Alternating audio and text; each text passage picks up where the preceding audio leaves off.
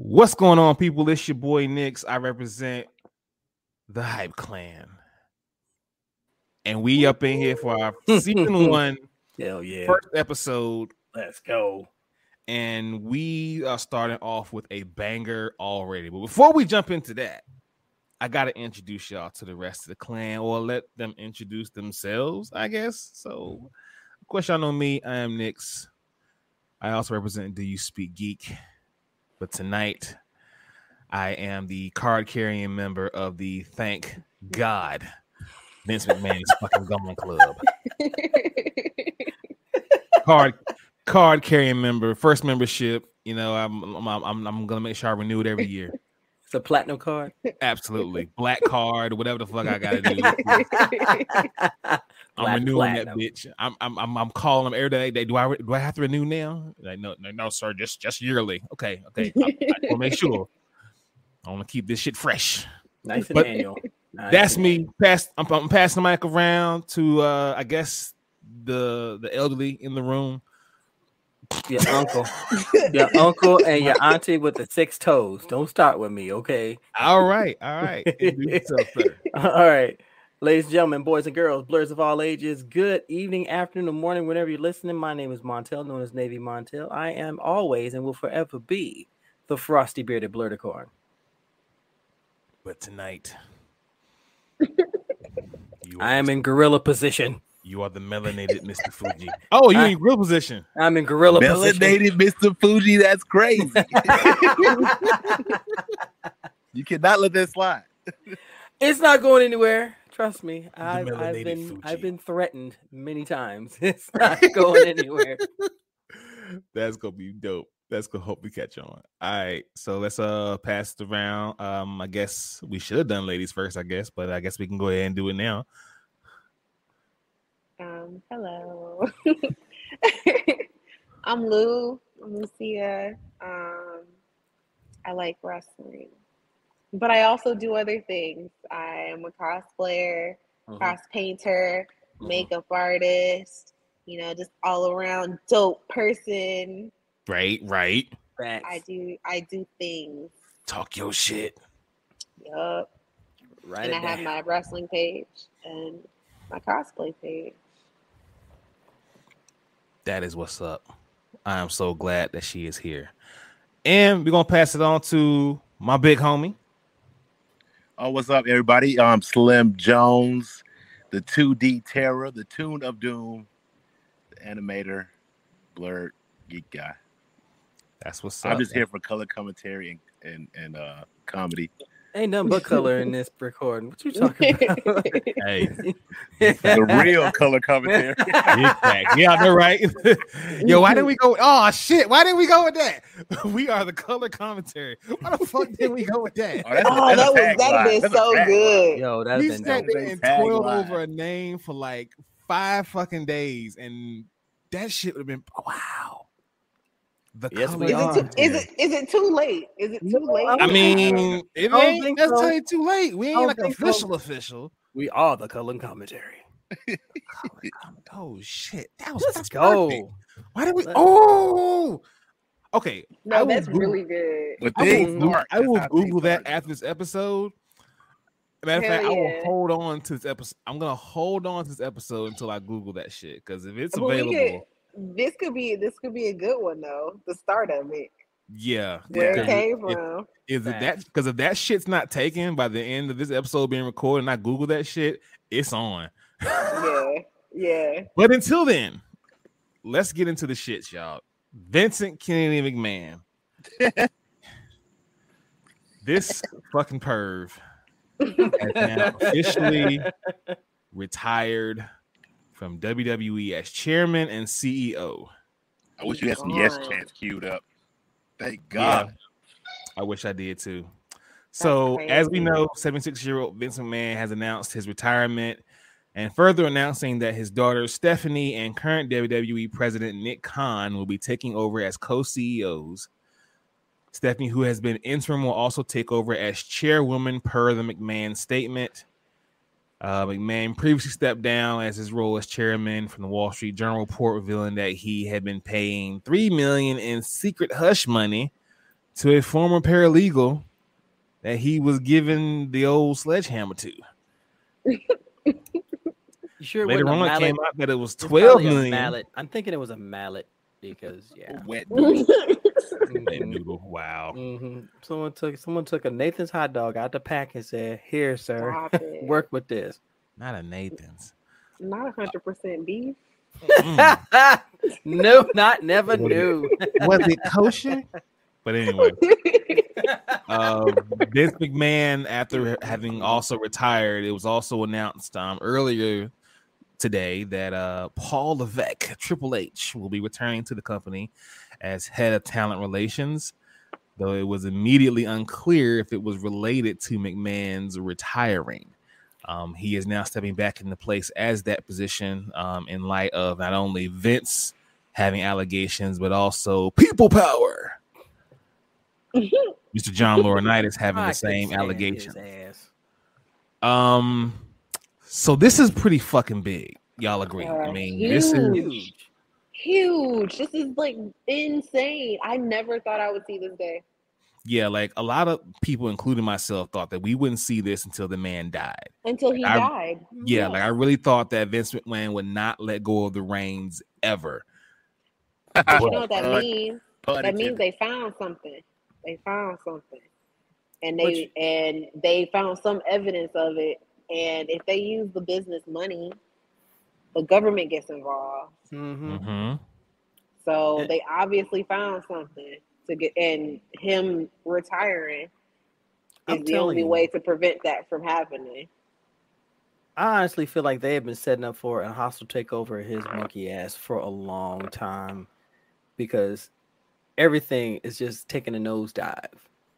Viewership, new viewers, and they talk about their merch sales. Yeah, but y'all can't hold on to your superstars for shit. You see, that's the thing, because Vince and of course his clone Nick Khan, they've only been groomed to cater to the stockholders. As long as they're happy and the money is still rolling in, that's all they really care about as far as a company, because Vince McMahon will tell you himself, when he was CEO, that he's not in the professional wrestling business. He's in the entertainment business. And that just goes to show what he feels about not only the main product, but also the talent behind the main product. But he always seems to interject himself. Yeah. And with him now stepping down from WWE completely, we really got to understand and unpack not only what this means for WWE, but also for the professional wrestling industry as a whole. Because, I mean, you think about it, this man spent his entire wrestling career taking over territories, buying out competition. If he saw it, he wanted it, he got it. He was on his Ariana Grande shit. You know what I mean? Like he was doing his thing. And now it's like that era is finally over. Like people can no longer look over their shoulders and wonder, am I gonna get bought out next? Like there are probably still small indie companies out there who Vince could look at, and he might want just one or two guys, buy the whole fucking thing, take them two, and then everyone else is jobless. Oh, absolutely. Absolutely. Anyone who he considered to be a threat, or even someone that was other, as you mentioned before, the territories. You had all these companies out here who were giving a variety of wrestling from different regions. California, Texas, the Mid-South, the South. Hell, you go north. You could go to it was all over the place. He didn't like the fact that they weren't looking at him. So what do? You're a rich kid. You buy out all the other kids. So now you got all your friends. Good riddance to bad rubbish. Look at man, I swear he just you ever seen a Vienna sausage pulled right out of the can? Yeah, we roasted the guy. That's what's up. Okay. I was just telling Unc earlier, like, yo, like y'all remember like when WrestleMania got his fans back? Like Vince looked fucking ghoulish. Yo. I didn't even watch WrestleMania, but I saw it on YouTube. He I looked dropped my soda. bad. Like exactly like I said, like he looked like he needed some sun and a sandwich. Like Jesus, like Vince looked bad. Well, guess what? But I got some alleged inside news. This is all a theory. This is a theory constructed by the writing team for Slim Jones too. Okay. Oh my gosh. Let's hear it. So the authority, Triple H and Stephanie, they wanted to get Vince McMahon out. He's been senile. He's been doing a lot of crazy things. So what do? You hit him with the ultimate bait for a man, a hot young paralegal. And how do you get to him? You get Pat Patterson to say, you get Triple H to say, hey, we're going to take care of you. John Laurinaitis, we don't like him either. So he's going to take the fall. And we're going to work this lady in here. And when she gets in here, we're going to take Vince down. And Triple H comes back miraculously after having heart procedures. Boom. He takes over the business. She's a plant and a victim. It's a big conspiracy. Follow the money trail. No, I agree. You know what? The only reason I say that wouldn't work because that's too upscale for WWE because as we know WWE they no longer believe in long-term booking and that's long-term booking for your ass right there. Wow. Well, let me ask y'all this though. Well, okay. Well, let's double back then. How about Jeff Jarrett? Okay, I'm sorry. No, not Jeff. Sorry. Jeff Jarrett. No, how about this one? How about hot take is that everybody's going to start coming out now, like maybe Sonny or some of the older those tits and what do you call it? TNA matches, the tits and ass matches, the bra and panty matches, and all that. Yeah. Some of these people come back and start, making allegations against Vince. Sonny need to keep her ass in jail. So they're gonna build Cosby, Vince McMahon. It can happen. It's too late, man. Let the goat go back under the bridge where he came from. No, we gotta bury him. They're gonna bury him. It's gonna happen, man. I see that happening. That could happen. And all that money. You think this is the first time that's happened? Definitely. Oh no. But this is the first confirmed. Someone said, "Oh, yeah, it was trashy." Like, I don't know if limitations are on NDAs, but if someone's NDA is expiring, they're gonna say some shit. Yep. Oh yeah, I can imagine a phone call. Can I speak to Stephanie? Yeah, Stephanie. Hi. I fucked your father. Treat like an old R&B song.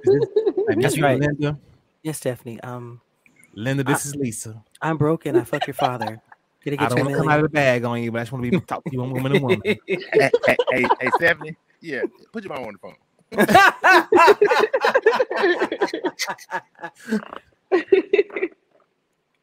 Linda, I fucked your husband. I want $3 million. I think it's great. I mean, you know what, Shane? You look just like your daddy. No, your real daddy. Ooh. See how ghost Shane went. Shane went completely ghost. Yo. Yeah, you ain't. Yeah. Whoa, you ain't heard. Nothing. You know what's crazy? They let go of Shane. Yo, what if all this shit started when they let go of Shane? Here comes the money. Maybe that was the catalyst. Like they let go of Shane, and then Shane was like, "Okay, I'll show you." And then he started working from the inside and all this shit because right after that, not too long after that, Stephanie left. Yep. And of course, Triple H got sick. Well, no, Triple H came back because he had been sick for a while. That heart attack. Yo, what if all this shit really is a long game? Okay, come on now, work with me.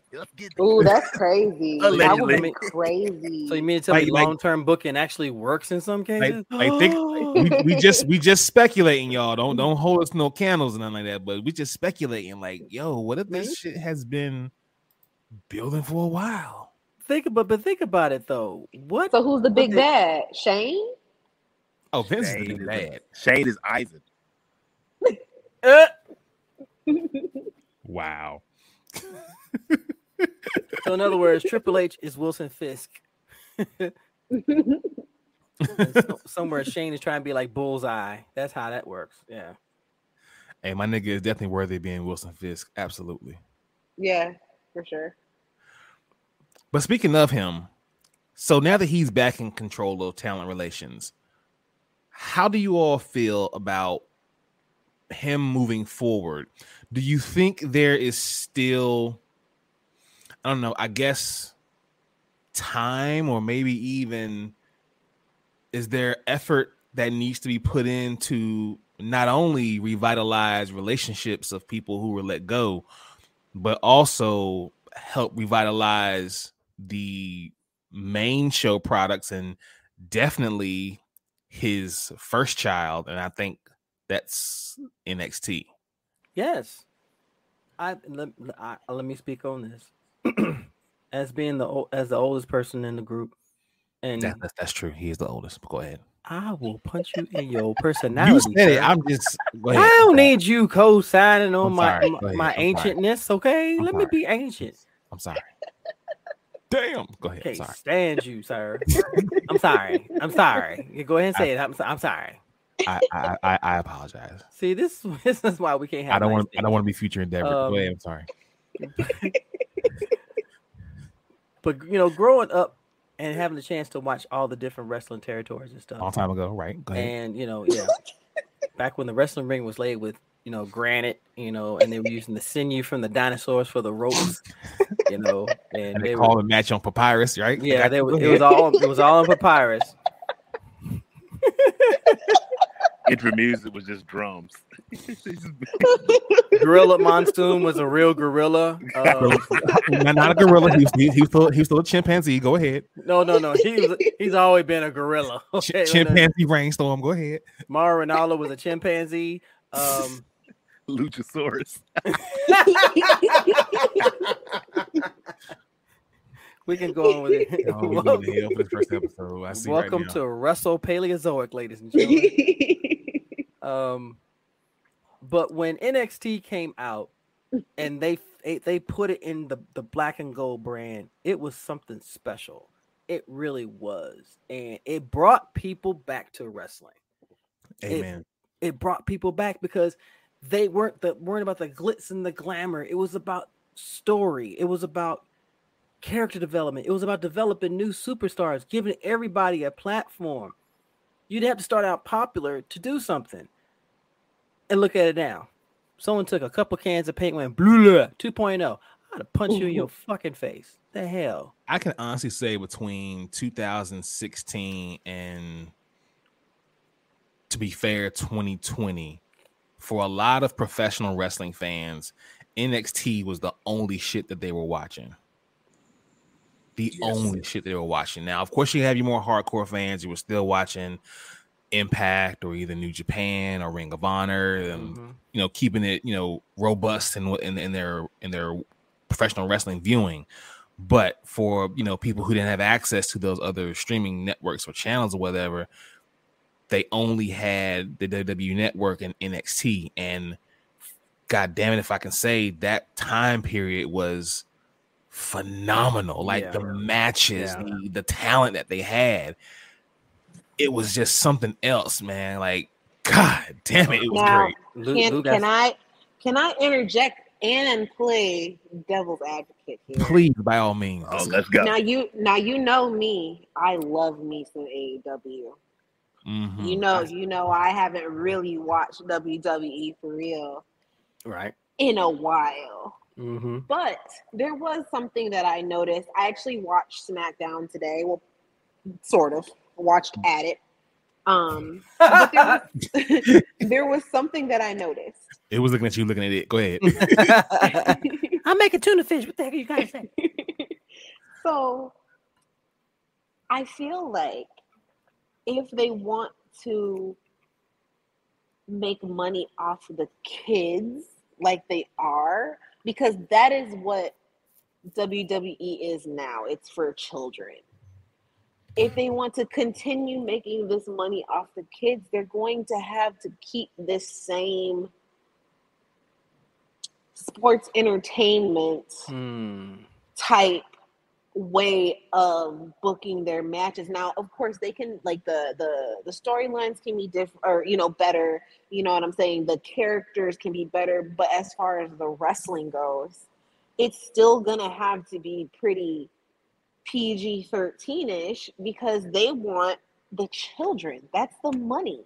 That's why they bring Cena up all the time. You know what I'm saying? He makes money.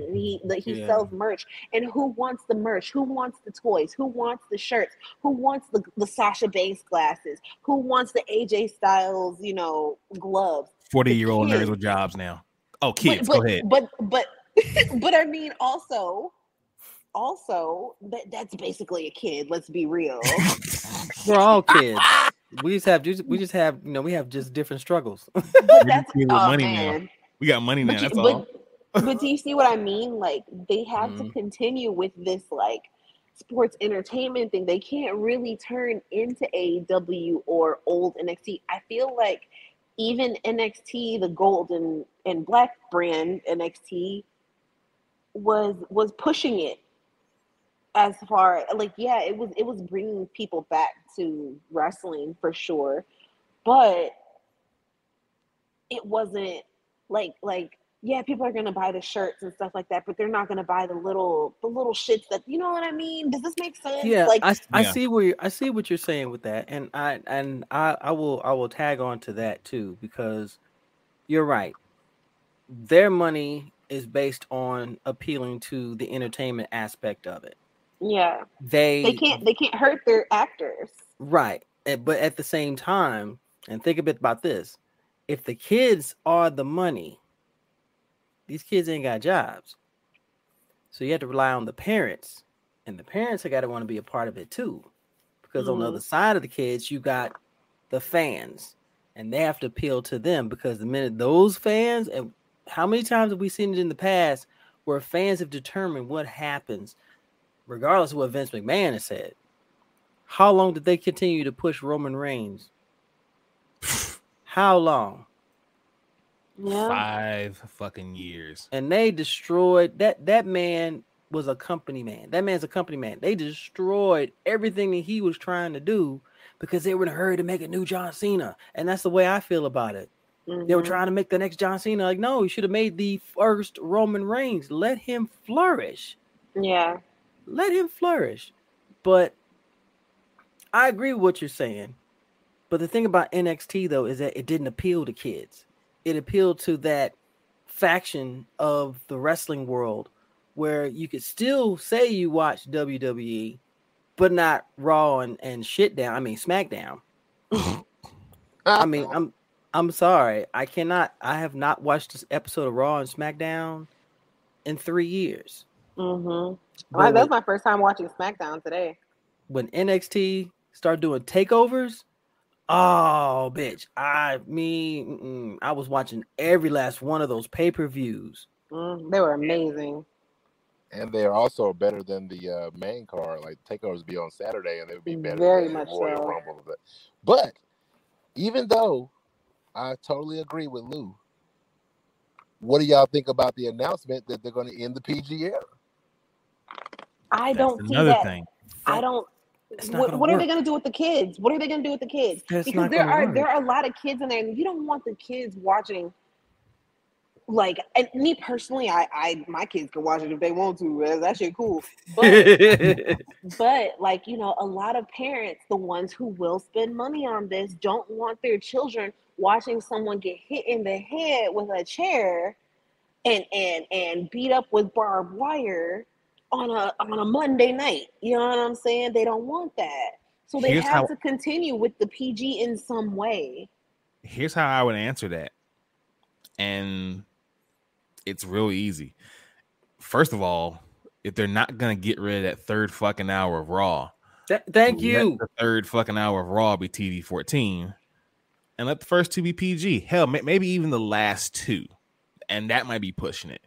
But definitely keep that first hour PG maybe even the second hour. By the time 10 o'clock rolls around, the kids are going to bed. They got to go to school tomorrow. And make from 10 to 11 TV 14. Bring the titties out. Do y'all think, honestly, though, there's enough to salvage? You hear somebody go, hoo-ha, turn the channel. What do you mean by that? Here comes Jerry Lawler. Ooh, I feel like it's a burning ship, right? They were on the path to adapting and making something new, creating new generation of superstars, but a lot of the talent is gone. As far as like, bell to bell wrestlers, right? Those guys are gone. There's still some good ass talent in WWE though. Like it ain't Austin Theory. I mean, yeah, it ain't Theory. I mean, that's just one guy. But I mean, if you come on now, let me see here. Let's see who WWE still has. Speaking of Austin Theory, I watched SmackDown tonight.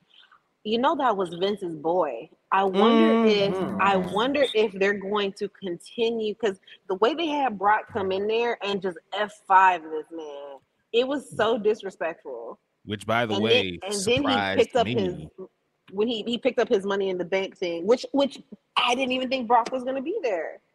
Because everybody, like even Alvarez, was saying how Lesnar walked out on SmackDown. He walked out. He was said, done. If he's gone, I'm gone. But here we are at the last 5 minutes of the show. Not Brock even Lesnar. Last like 2 minutes of exactly. Like, and then he F5 Vince's boy.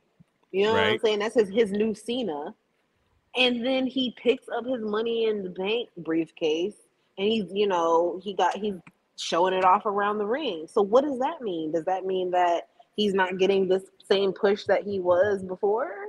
That means they were panicking for telling a story, for booking. Or maybe they're trying to swerve us. I think they're gonna give it to Brock on this next Brock Roman thing, because they probably had to throw everything at Brock to keep him from leaving, especially if it came out that he was going to be there. I see WWE also doing this, allowing Theory to pull a quote Seth Rollins. And that in turn will push everybody away, because right now the sell for Theory is horrible. The sell for this man is horrible. They took him from where he was. I knew about Austin Theory. The man can go. Trust me, that man can go. He's a great wrestler. Now I'm going to give y'all a term that you have used in movies, video games, comic books, everything. They nerfed the fuck out of him. Everybody who comes through those curtains, everybody who comes through that gorilla position, they come in with a resume. I mean, think about it. Theory started out on the main roster. Then they moved his ass to NXT, and then they moved him back to the main roster. For why? Why? I think Vince saw him and he said, "That's my next Cena." I really do. I really feel like that was Vince's boy, and he was like, "Push him to the sky." They was like, "This is hit. This is Vince is like, this is my dude right here," and I bet you he does everything. Like Vince probably loves that selfie thing. Vince loves that. I'm sure he did. But in the meantime, you've got all this talent back there who have been waiting for a chance to be written in and be made relevant, and you've just left them in catering. Don't come out of the green room until we come up with something. We were like, why did Sasha and Naomi leave? Because they were underappreciated. They were underutilized. You keep bringing out Natalia. Stop letting that white woman pop up. My gosh. Please keep her back behind the curtain. You ready? Go. That's my only job. And call me a stan, but there is no reason that Finn Balor has not been a multiple-time world champion by now. I feel like, you know what I feel like? I was looking at him today. I feel like Austin Theory, like, super admires Finn Balor, because he has such a Finn Balor-esque-ness to him. Like, just watching him in the ring and just watching him after the matches, it's Finn. Yeah. It's him. It is literally him. And I feel like Vince didn't like Finn Balor, so he tried to make his own Finn Balor. because that's Triple H's boy. But that's what he does, though, right? You know, if you have anybody who had a following, accolades from, you know, around the world in different, you know, companies, he doesn't really like to push those people. He likes WWE homegrown. He wants, forbid, he wants his own people, like the Miz. Wow. And But God see, forbid you get over organically. But see, he's living in the past still from his past accolades, you know, of all the previous superstars that became global icons. The formula that you use, he knew there was a point where the shit wasn't gonna work anymore, but he was still trying to push it anyway. I know it works. They're sheep. I know it works. No, you don't. No, you don't. No, you don't. How many times you got to see? You knew what worked. That's what she said. Wow. So said the secretary. Secretary one.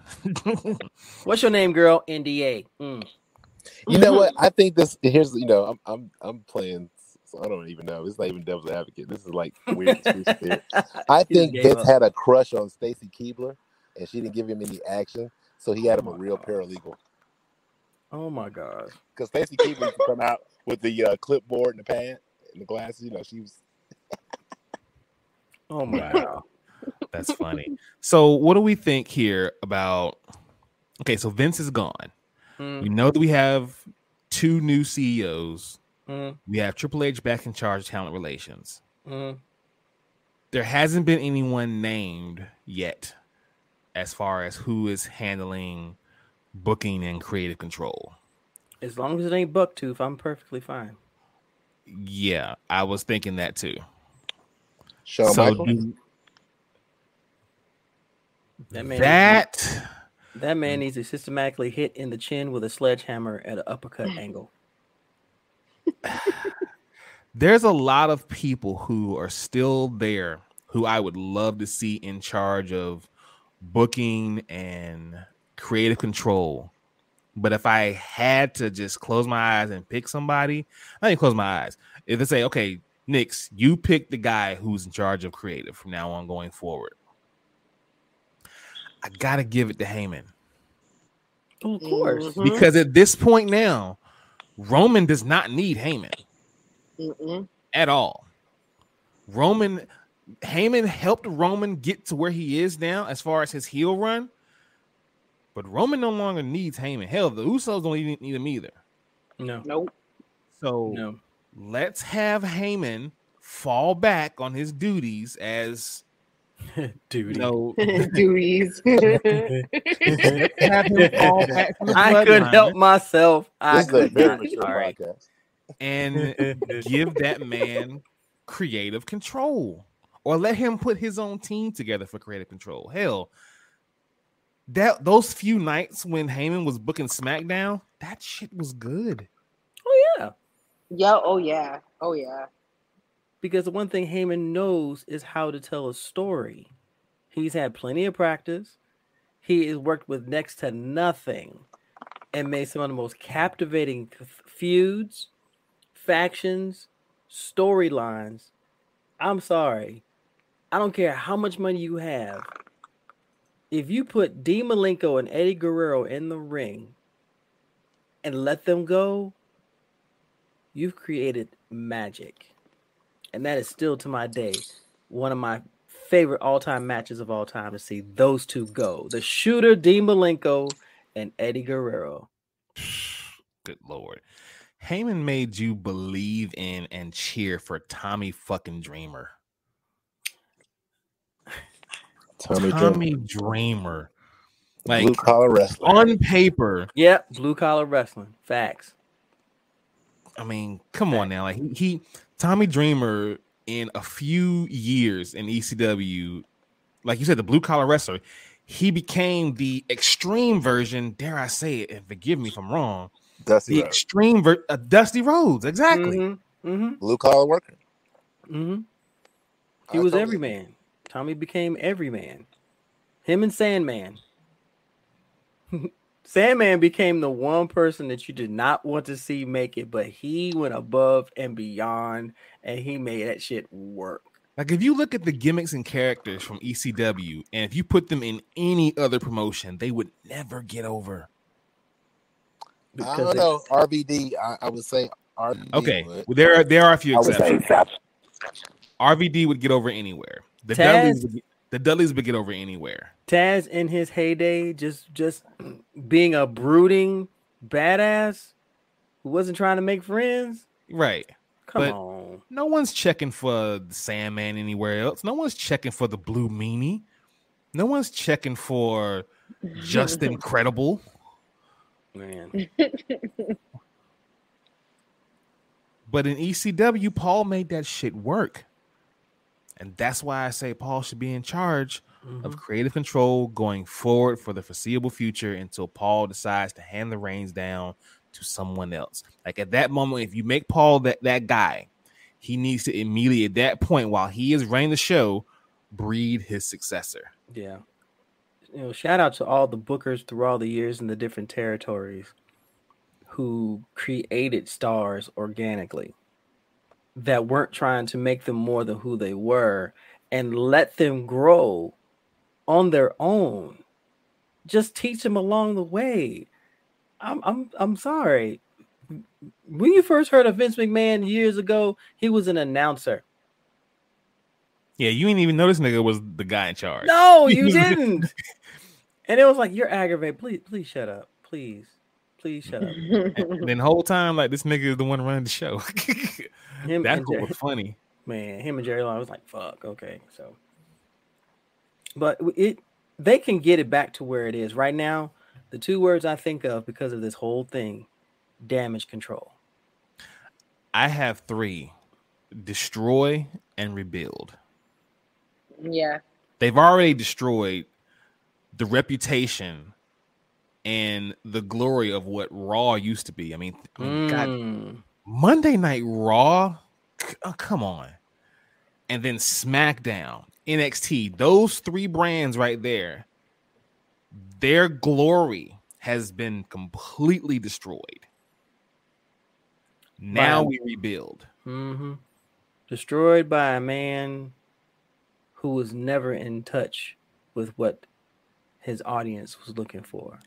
I would say never. Playing with his toys. I would say never. He's been in touch, but it's not been for a very long time. It's not been since WWE became public, but a publicly traded company. When they became publicly traded company and started catering to the stockholders, that's when the main product went down the fucking toilet. And that's what I'm talking about. When the Attitude Era was over, the only saving grace was NXT.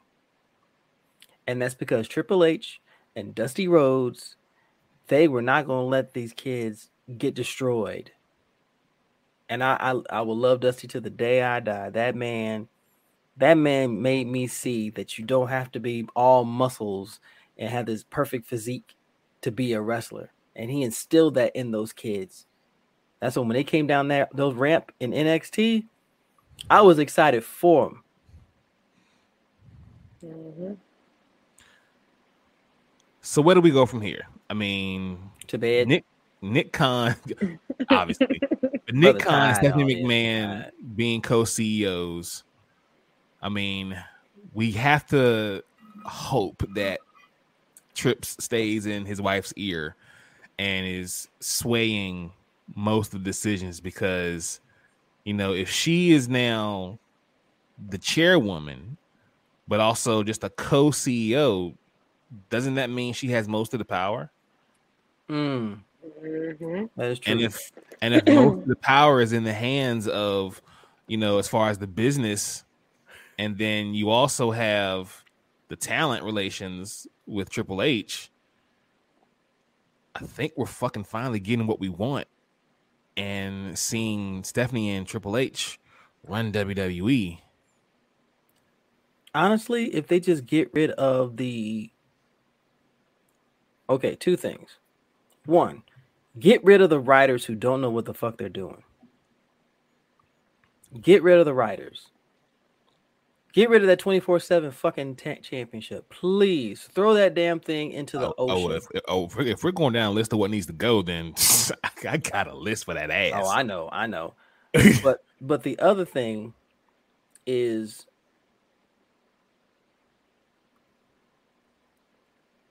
work on developing a company and a product that's genuine and not just something that's going to just cater to just one specific target audience. I mean, it's been the biggest joke about the three-week push. Anybody of color only got a 3-week push, and you know what I'm talking about. Mm-hmm. You know what I'm talking about. If you black, brown, anything, way, shape, or form, you got to push for 3 weeks. If you did not make a certain amount of money, a certain amount of time, guess what? Vince was tired of you. Get rid of the misogyny, get rid of the racism, and just let these kids perform. Please let them perform. That's how I feel. As a black kid growing up like in wrestling, I got tired of seeing the same reams of paper every week. That part. My only thing is this. So Vince is out of the picture. There's a small inkling of me that does tip my hat and say, you did your thing. Wrestling would not be what it is today without you. That I can say objectively. However, now that you are gone, and I'm still carrying my card. Please don't do a Ric Flair. I won't. We all knew that when AEW came along, everyone was talking of the AEW comes along. They're giving WWE competition, and in the end, it really was not competition because AEW was spanking that ass. Yep. But now that Vince is gone, if we start to see the dynamic change in the creative control of WWE and we start getting better matches and better shows and overall better product, now we got some fucking competition. All I'm saying is if WWE now has the opportunity right now to get their shit together, if they do, with the talent that they have, AEW better watch their fucking backs. Can you imagine NXT going toe to toe with Dynamite? Can you imagine that shit? Or going toe to toe with Rampage?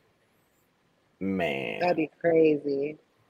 Crazy. Like, if we could get back, like the days of the Monday Night Wars, where you really were running back and forth from one TV to the other. I remember that. Or just taping one, watching one live, and as soon as that shit was over, you popped that tape out and you watched the other one, and you didn't go to bed till like 2 a.m. Man, come on.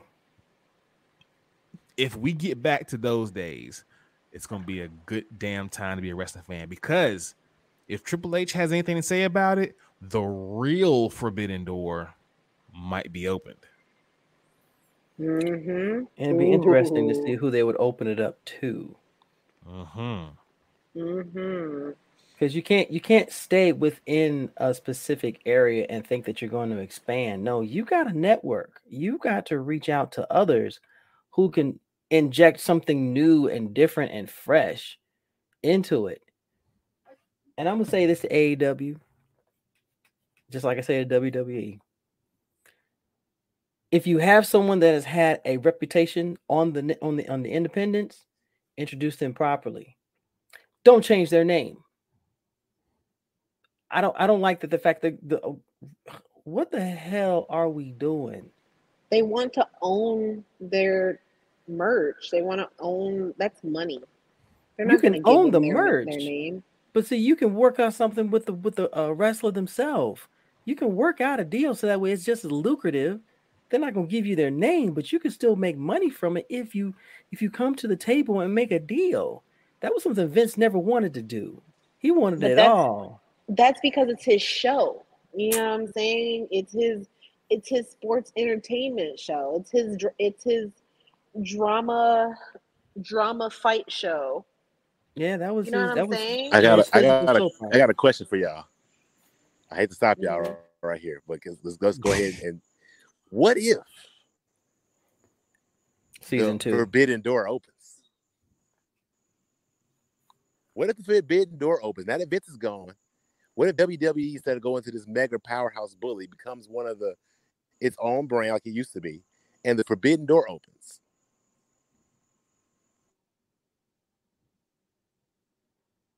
You muted. Oh, I muted because I want y'all to think on that. He stopped talking. Yeah, that's what I'm saying. Like now, once WWE gets their shit together, once WWE is finally back in its prominence and how it should be as far as professional wrestling goes, yeah, that's the real forbidden door. Because we all knew at some point or another AEW was gonna work with other companies because of the guys who started the company in the first place. That was an eventual thing that was gonna happen. It was just a matter of time. But WWE has been known for just being this island amongst itself. And we've seen small glimpses of the forbidden door with Mickie James coming into the Royal Rumble with the Impact Women's Championship around her fucking waist. So it can happen. It can happen. I think if they allow it to happen organically.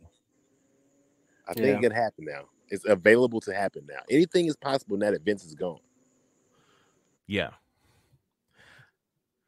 Final words, Unc. Vince McMahon's gone.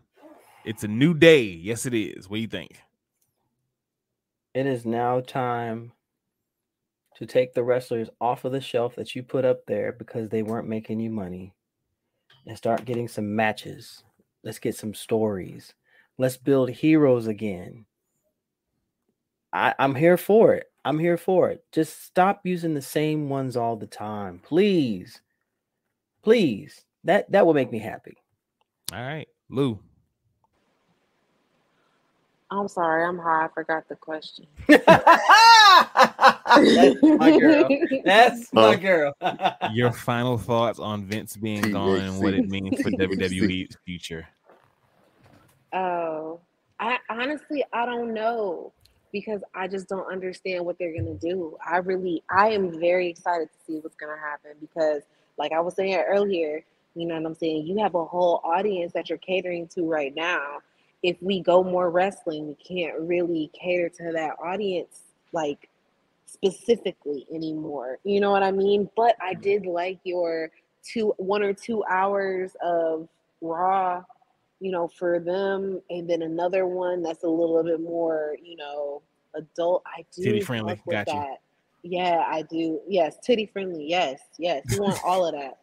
So but yeah, no, I'm really excited. I have no idea what's gonna happen. Like literally everything that I never thought was gonna happen has happened. Yes. I did not think Triple H would be coming back. I did not think that we would ever see Vince alive and not part of WWE. Never. Like, I don't know what's happening. This is all like, I'm like, my mind's fucking blown right now. I'm so high. This is amazing. The man should be dead. That's all I got to say. Great day. Slim Jones, my boy. Final thoughts on this matter is that this is probably the happiest I've been in a single day since President Obama took office. Damn. Wow. Hey, look here. Look here. Before I knew politics, I knew wrestling. Okay, and Vince is around all those years. So now that he's gone, oh my God! Like, you know, Mr. Gorbachev tear down that wall. Like, this is great. So whatever can happen can happen. I feel like Triple H is great with talent. We've seen what he could do. We've seen what him and Dusty Rhodes, Shawn Michaels could do with the NXT. I just say, step on a ledge and open up that forbidden door. All right, y'all. That has been the pod. I have been your boy Nix. On behalf of myself, Navy Montel, my girl Lou, and Slim Jones, we are out until the next episode. That's the outro. Yeah, it's that's the outro for now. It's gonna be smooth for a little while, but we gonna get it there. We're gonna get it there until we. All right. So until next time, y'all. Peace. We outie $5. Let's go. Bye.